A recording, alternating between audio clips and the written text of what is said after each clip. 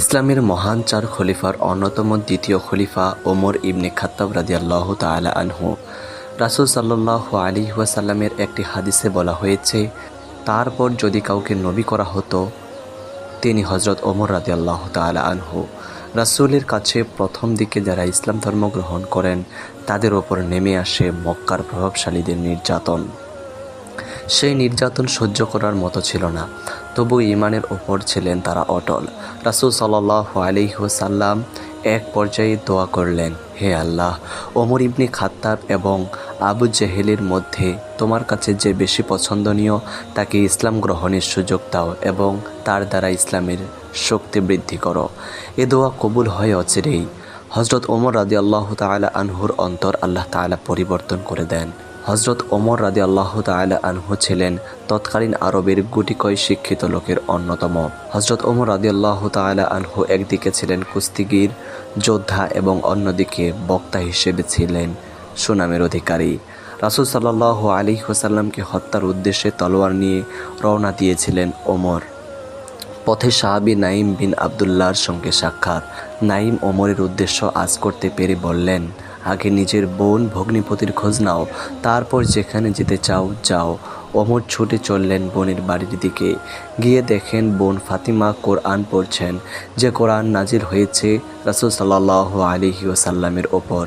পায়ের শব্দ কানে আসা মাত্রই চুপ হয়ে গেলেন ফাতিমা, লুকিয়ে ফেললেন কোরআনের পাতা। হযরত ওমর রাদিয়াল্লাহু তাআলা আনহু ঘরে ঢুকেই জিজ্ঞেস করলেন, তুমি কি পড়ছিলে? ক্ষুব্ধ ভাইয়ের কথায় বোন নিশ্চুপ। ওমর বললেন, আমি জেনেছি তোমরা স্বামী স্ত্রী ধর্মত্যাগী হয়েছ। এই বলে তিনি ঝাঁপিয়ে পড়লেন ভগ্নিপতির ওপর। বোন স্বামীকে রক্ষা করতে এগিয়ে এলে তাকেও পেটালেন। রক্তাক্ত হলেন বোন ও ভগ্নিপতি। ভাইয়ের দিকে তাকিয়ে ঈমানের বলে বলিয়ান হয়ে দৃপ্ত কণ্ঠে ফাতিমা বললেন, ভাই, তুমি যা ইচ্ছা করতে পারো, আমরা সহ্য করব। শুধু জেনে রাখো, আমরা ইসলাম ত্যাগ করব না। বোনের তেজদীপ্ত কথা শুনে থমকে দাঁড়িয়ে কিছুক্ষণের জন্য ভাবলেন ওমর। হার মানল তার দম্ভ। কঠিন হৃদয় মমের মতো গলে গেল। তিনি বললেন, আচ্ছা, তোমরা যা পাঠ করছিলে আমাকে একটু পড়তে দাও দেখি, তাতে কি এমন আকর্ষণ আছে যা তোমাদের এমন দৃঢ়চেতা করে তুলেছে? তার বোন বললেন, তুমি নাপাক, এ কিতাব শুধু পাক পবিত্র লোকই স্পর্শ করতে পারে। গোসল করে এলেন ওমর, তারপর পড়লেন কোরআন। মুগ্ধ হয়ে গেলেন কুরাইশদের অন্যতম এই প্রভাবশালী নেতা। মুহূর্তেই তিনি পাল্টে গেলেন। সেই তলোয়ার হাতেই ওমর রাদিয়াল্লাহু তাআলা আনহু ছুটে গেলেন নবীর দরবারে। পায়ের শব্দ শুনে একজন সাহাবী দরজায় উকি দিয়ে দেখলেন যে তলোয়ার হাতে ওমর। সাহাবীদের কেউ কেউ ভাবছিলেন, না জানি আজ কি হয়। হযরত হামজা রাদিয়াল্লাহু তাআলা আনহু ছিলেন আরবের অন্যতম সেরা বীর। কাউকে ভয় পাওয়ার মতো লোক ছিলেন না তিনি। বললেন, তো কি হয়েছে, দরজা খুলে দাও।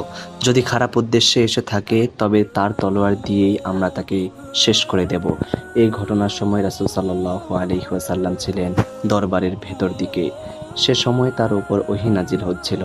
ওহী নাজিল হওয়ার পর রাসূল সাল্লাল্লাহু আলাইহি ওয়াসাল্লাম হযরত ওমরের কাছে এলেন এবং তার পরিধানের পোশাক ও তলোয়ারের একাংশ ধরে ঝাঁকুনি দিয়ে বললেন, হে আল্লাহ, ওমর ইবনে খাত্তাবের দ্বারা দ্বীনের শক্তি ও সম্মান দান করো।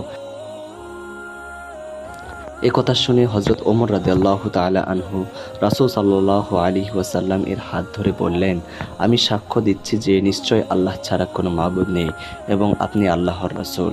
হযরত ওমরের কালিমা পাঠ শোনা মাত্র ভেতরে অবস্থিত সাহাবীরা আল্লাহু আকবার ধ্বনি দিয়ে উঠলেন।